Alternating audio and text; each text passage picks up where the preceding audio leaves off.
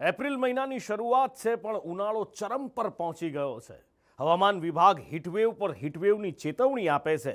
ઘરમાં એસી પંખા વગર રહી શકાતું નથી અને એમાં જો આવી આકરી ગરમીમાં ઘરની લાઇટ કપાઈ જાય, તમે વીજ કચેરીમાં ફોન પર ફોન કરો, કોઈ ફોન ના ઉપાડે, કેવી હાલત થાય? સાંભળીને અત્યારે જ પરસેવો વળી ગયો ને. તમારી સાથે પણ આવું થઈ શકે છે, કારણ કે આપણા કર્મચારીઓની ફિતરત કેવી છે એ તો સારી રીતે આપણે જાણીએ છીએ. અને રંગીલા રાજકોટમાં આવું બન્યું પણ ખરું. લાઇટ કપાઈ ગઈ, ગરમીમાં લોકો હેરાન પરેશાન ત્રાહીમામ થઈ ગયા. સરકારી કચેરીમાં ફોન કર્યો, ફોન ઉપડે નહીં, અને જઈને જોયું તો એ જ લાલિયાવાડી, બાબુઓ જલસામાં અને લોકો હેરાન પરેશાન. સમગ્ર રાજ્યમાં કાળઝાળ ગરમી પડી રહી છે. રાજકોટમાં તો ગરમીએ રેકોર્ડ તોડ્યો છે. તાપમાનનો પારો 45 ડિગ્રીને પાર થઈ ગયો છે. આવી ગરમીમાં ઘરમાં વગર એસી, કુલર કે પંખા રહેવું અશક્ય છે. પરંતુ જો આવી ગરમીમાં તમારા પર એસી, કુલર કે પંખા વગર રહેવાની નોબત આવે તો? છૂટી ગયો ને પરસેવો. તમારા પર ભલે આવી નોબત ન આવી હોય, પણ રાજકોટના ગાંધીધામ વિસ્તારમાં રહેતા કેટલાક લોકોએ બુધવારની રાત્રિએ આ મુશ્કેલી વેઠી છે. શહેરના ગાંધીધામ વિસ્તારમાં બુધવારના રાત્રિના રોજ ફીડરમાં ફોલ્ટ આવતા વિસ્તારના કેટલાકના ઘરની વીજળી ગુલ થઈ ગઈ. વીજળી ગુલ થઈ જતા ગ્રાહકે નજીકના જામ ટાવર પાસેના પીજીવીસીએલ કચેરીમાં ફોન કર્યા, પરંતુ કચેરીનો ફોન સતત વ્યસ્ત આવતો હતો. ગ્રાહકને પહેલા લાગ્યું કે કોઈની સાથે વાત ચાલુ હશે, પરંતુ ગ્રાહકે 20થી વધુ ફોન કર્યા, છતાં ફોન લાગ્યો નહીં. એટલે રોષે ભરાયેલો ગ્રાહક કચેરી પહોંચ્યો. કચેરીમાં જોયું તો કર્મચારી ફોનનું રિસીવર નીચે મૂકી આરામ ફરમાવી રહ્યા હતા.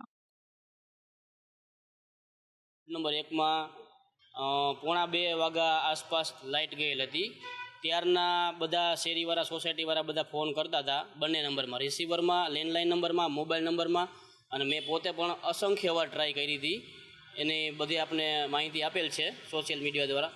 અને હું રૂબરૂ અહીંયા રાત્રે 3:15 આસપાસ આવ્યો, 1.5 કલાક પછી. તો મેં જોયું બધું, બારી ખુલ્લી હતી, 2 જણા અંદર સૂતા હતા ગાડલું નાખીને. અને એમાંથી એક ભાઈ ઊભા થયા, એને મોબાઈલ હાથમાં લીધો અને રિસીવરનું જે લેન્ડલાઇનનું ડબલું હતું, એ જે રિસીવરનું જે ફોન ઉપાડવાનું હોય, એ જે હોય હેન્ડલ, એ ઉપર મૂકેલું હતું, જેથી કરીને કોઈ ગ્રાહકના કમ્પ્લેન થાય નહીં, કોઈનો ફોન આવે નહીં, કે કાંઈ પણ બનાવ બને તો કંઈ જાણકારી ન થાય અને કોઈને સામો રિપ્લે પણ આપી ન શકે. અને જે મોબાઈલનો જે નંબર રહ્યો એ પણ લાગતો નહોતો, એમાં વ્યસ્ત જ કન્ટિન્યુ આવતો હતો. એટલે વેઇટિંગ નહીં અને કોઈનો કાપી પણ ન શકે અને કોઈનો આવી પણ ન શકે.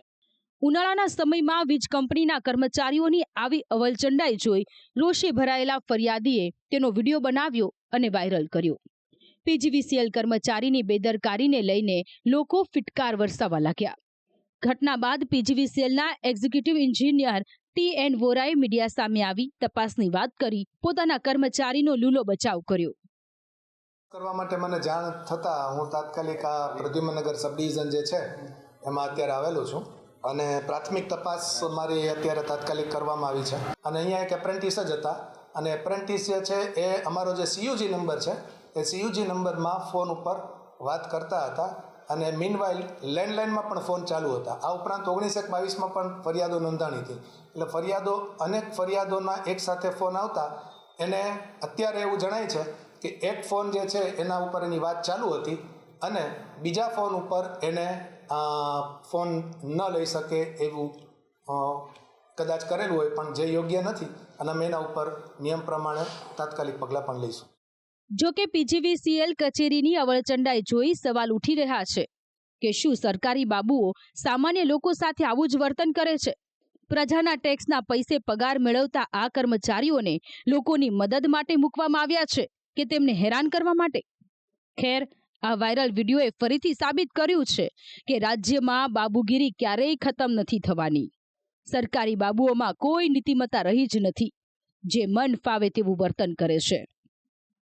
સંદેશ ન્યૂઝે જે કંટ્રોલ રૂમમાં આ બનાવ બન્યો હતો ત્યાંની મુલાકાત લઈ અધિકારી સાથે વાત કરવાનો પ્રયાસ કર્યો. જો કે હાજર કર્મચારીની બોલતી બંધ થઈ ગઈ હતી અને તેને સાહેબ બોલાવે છે તે જવાબ આપશે તેમ કહી બોલવાથી જ ઇનકાર કરી દીધો.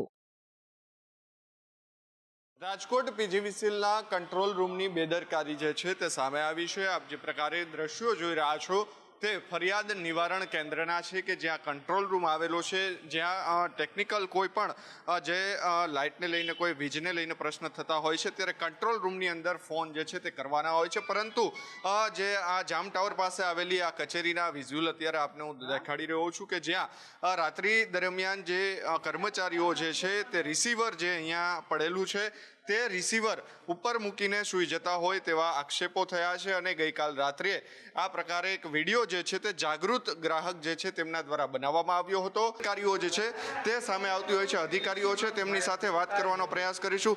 સર નહીં આપ શું હતું?